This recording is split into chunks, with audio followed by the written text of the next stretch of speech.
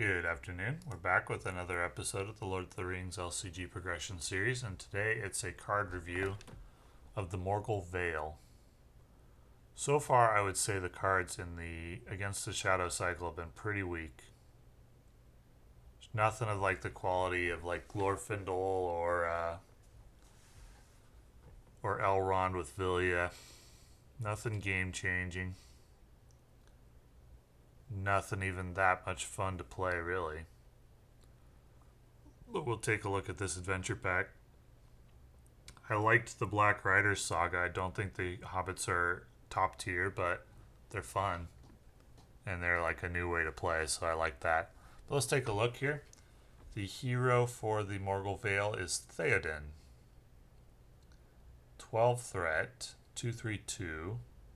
He's almost good in stats. Sentinel. Interesting. Why Sentinel? Each hero with a printed tactics resource icon gets +1 willpower. So that seems like it would be really good in theory, right? We're looking for 4 willpower to be a good questing hero. Tactics lacks any kind of good questing hero. And this seems like it would be really good, but it has a huge caveat. And the huge caveat is, in order to take advantage of the +1 willpower that each hero would get in a Monosphere Tactics deck, they have to be committed to the quest.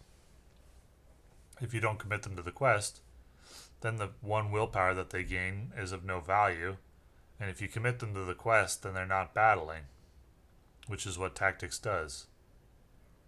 So this gives them the option to either quest or battle, but you want to play a hero that's really, or 2 heroes that are really strong at questing. And then you want to play one that's good at battling or defending.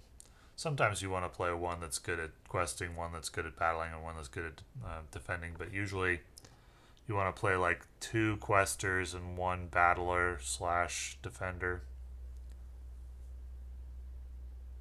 And this doesn't make any of the tactics heroes good at questing.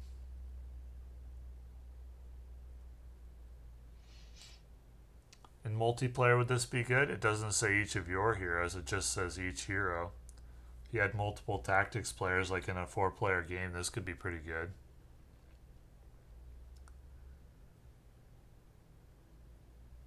But in single player, this isn't good because you're not going to take advantage of it most of the time, because you're not going to quest with all 3 of your tactics heroes enough of the time to make this good. You might do that 1 or 2 turns, but generally you're holding 1 back to battle. At least 1 back. And so this would be like, I assume you get +1 on him, so it would buff him to 3 willpower, and then one of your other heroes would probably have 3 willpower, and that'd be like 6 for your 2 questing heroes, because Tactics only has 2 willpower questers. And that's, well, the 2 best questing heroes in the game are Eowyn and Glorfindel, and they quest for 7. And that's if Glorfindel doesn't have Asphaloth, and Eowyn doesn't have any cards discarded to buff her. So the best that Theoden and a tactics hero could do is 6. So they can't match the 2 best questers who are dedicated to questing. Now what Theoden can do is he also can attack for 3. Glorfindel attacks for 3. So let's make a quick tier list in our heads, right? We have Eowyn and Glorfindel as the top 2 questers. I don't know if everyone will feel the same, but Eowyn quests for 4 or 5. If you were playing a deck with 2 questers, would you in theory want to replace either Eowyn or Glorfindel with Theoden? He's not a better quester than Eowyn, that's for sure.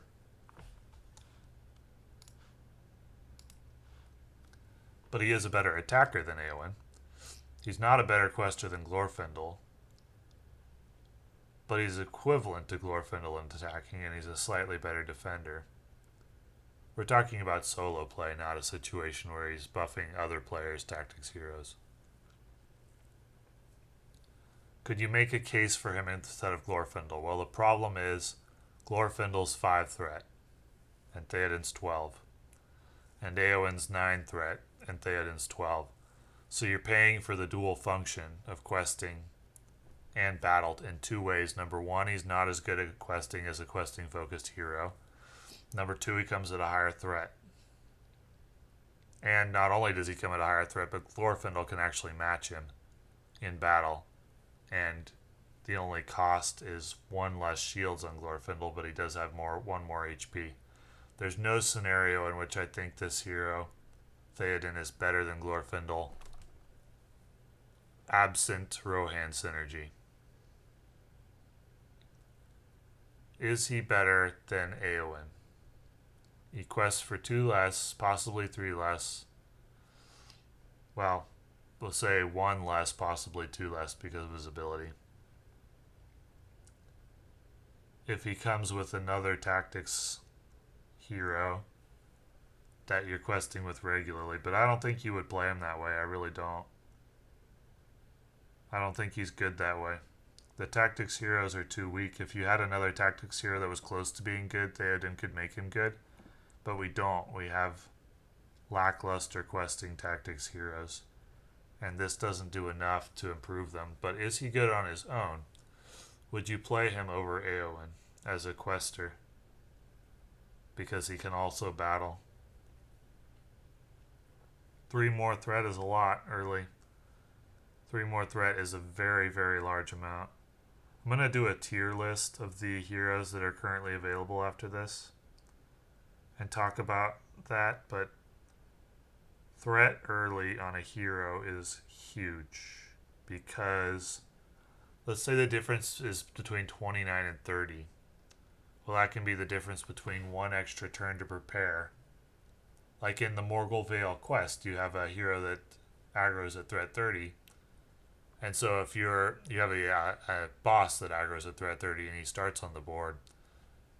And so what is the difference between 28 threat starting for your heroes and 30 threat? It's colossal because 28 gives you 2 turns to prepare for that boss. 30 gives you 0 turns to prepare.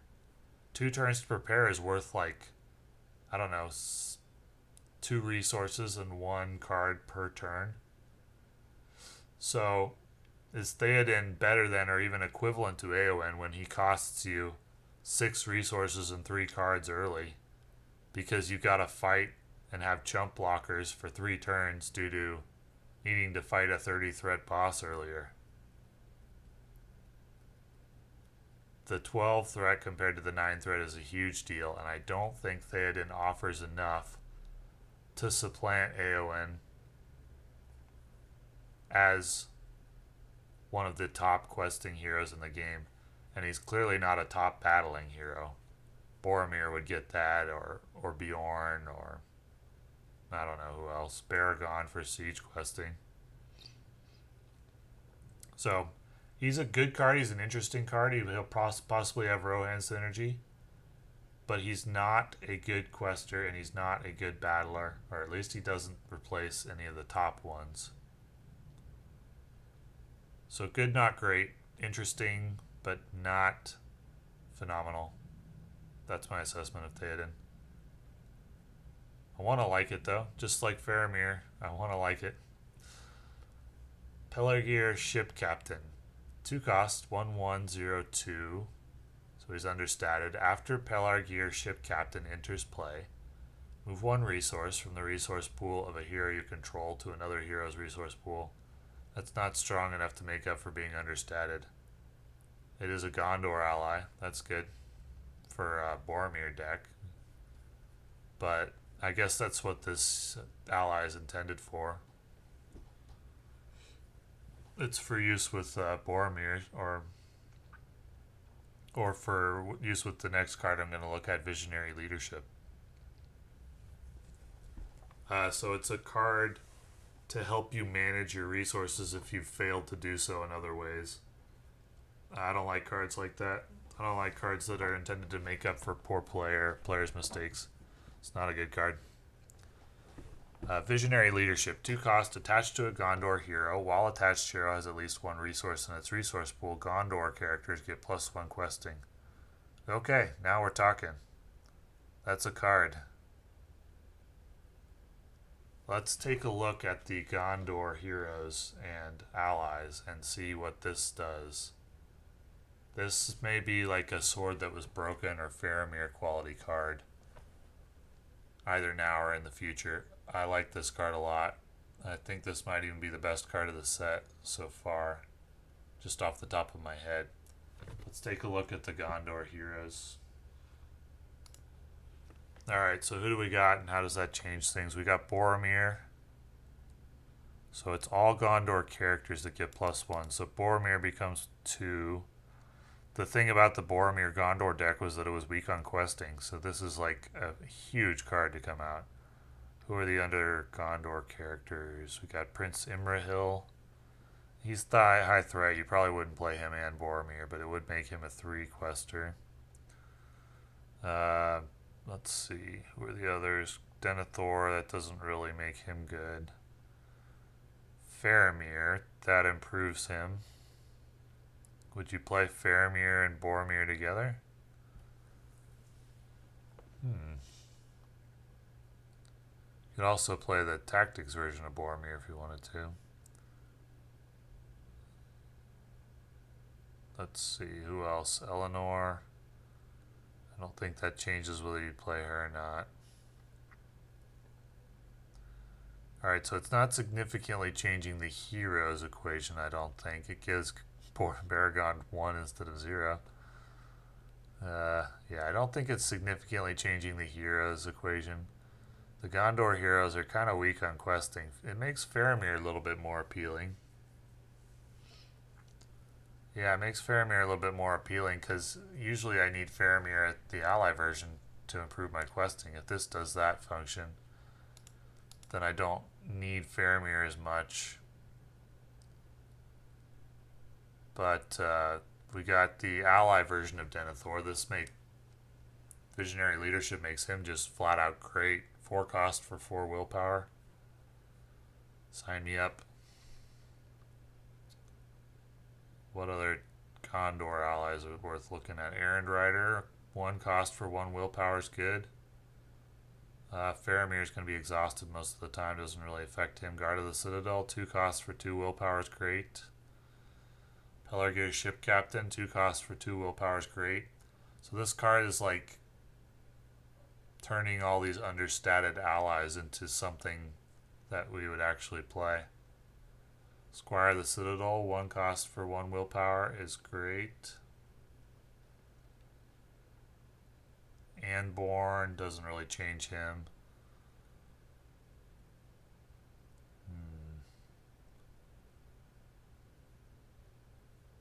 Harbor Master, Ithilien Archer, 3/2/2/1 doesn't change them. Master of Lore doesn't change. Envoy of Pelargir, 2 cost for 2 willpower, great. White Tower Watchman becomes a 2 for 3, but it's only Monosphere card. Damrod doesn't change him. So I think it's safe to say this significantly changes the equation for Gondor decks. This is a huge card for Gondor decks. It finally makes the whole concept of the Gondor deck appealing. With the Boromir buff of +1 attack and the Visionary Leadership of +1 to willpower for all Gondor characters. That's huge. This makes Gondor decks worth a look. Favorite card of the cycle, I'd say. Great card. Spear of the Mark, 1 cost, attached to a Rohan character. Attached character gets +1 attack, +2 instead if attacking enemy in the staging area. Well, I guess the obvious use would be Dunhere, who would become able to attack for 5 in the staging area. Dunhere is very weak on questing. There might be some quests, though, where you'd run Dunhere and Spear of the Mark. There is probably going to be niche use. You're probably not going to run him in your like strongest go-to deck, but you could potentially. That's a good card for done here. It makes him viable, if not good, at least viable situationally. You'd have to construct a deck around it with low threat, but it makes him viable. So, interesting card. I don't think it's a reason to buy the adventure pack, but Visionary Leadership is, and so you're getting Spear of the Mark for free, I guess. Visionary Leadership is if you want to play a Gondor deck. I'd say that's a must-have card for a Gondor deck. I don't know if the Gondor deck is good or not yet. I haven't played it yet, but I'm interested now. Definitely. Fourth Eorlingas. Probably butchered that pronunciation. 2 cost, combat action. Each Rohan hero can be declared as an attacker against enemies in the staging area of this phase. That's interesting. So Spear of the Mark could go on any Rohan hero. So synergy with Theoden, perhaps. Put a Spear of the Mark on him. Pair him with Dun here, and you're attacking for 8. Well, Dun here has to attack solo. But I assume that you can have them both attack the same target, right? So you could have Theoden and Dun here pair for 1, 2, 3, 4, 5. 5 to 9 if they both had Spears of the Mark. That could be strong. It's not going to be useful in every quest, but there are some where this could be. I think it's intended for use in the Morgul Vale, to be honest, because two of the bosses have pretty nasty effects if they attack. Particularly the first one, and you want to take him out in the staging area. I found a way that I like a little more with ranger bows. And the reason I like it a little more is because I tried out Dun here and his 1 questing power was too painful. And fourth Eorlingas is a combo card, and combo cards are slow to set up, and you need to be able to take on the boss early.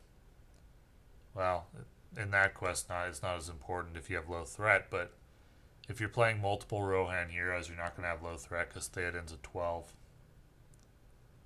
So I think this card is probably first intended for the Morgul Vale, but it's outclassed by cards that came before it because of Theoden's high threat. Theoden's high threat cannot overstate what a weakness that is for a hero. I think all of the best decks for the hardest quests that I've built or seen built have either low threat, combination of low threat characters, or a really insane combo like Elrond Villia. So that's kind of what you're looking for in a new hero if it wants to be a top tier hero. Everything else is going to fall into the category of like fun or almost good but not good or not good yet or something like that, or maybe a niche use, which is a shame because I like the cards and I like new cards, but the extreme difficulty of the game in solo play is limiting in terms of deck design for the hardest quests.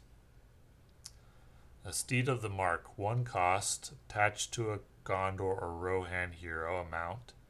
After attached hero commits to a quest, spend 1 resource from attached hero's resource pool to ready attached hero. That's a great card. I'd play that on any questing hero. Same as like Light of the Valinor or Unexpected Courage. It's probably intended for leadership when you have leadership cards like Steward, but that's in almost every deck. That's a good card. I like it. I like this adventure pack so far. Very interesting cards, very strong cards. Like they put all the strongest cards of the cycle in this one pack.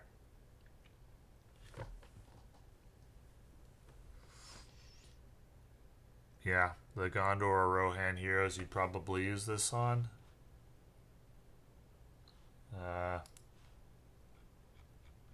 So you'd probably use this for like Boromir. Gondor or Rohan hero. Theoden if you were running him. Pharamir definitely if you were running him.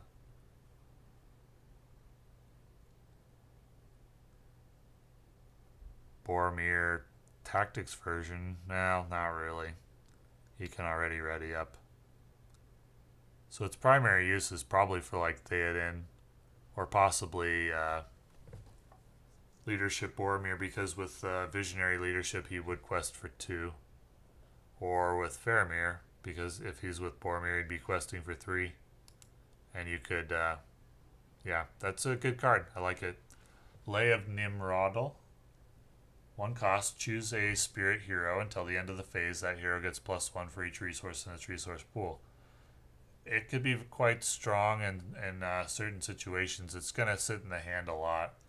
It sounds really good because everybody immediately thinks of a time when they had like 10 resources sitting on a hero and no use for them, and you're like, wow, I could convert that to 10 questing power.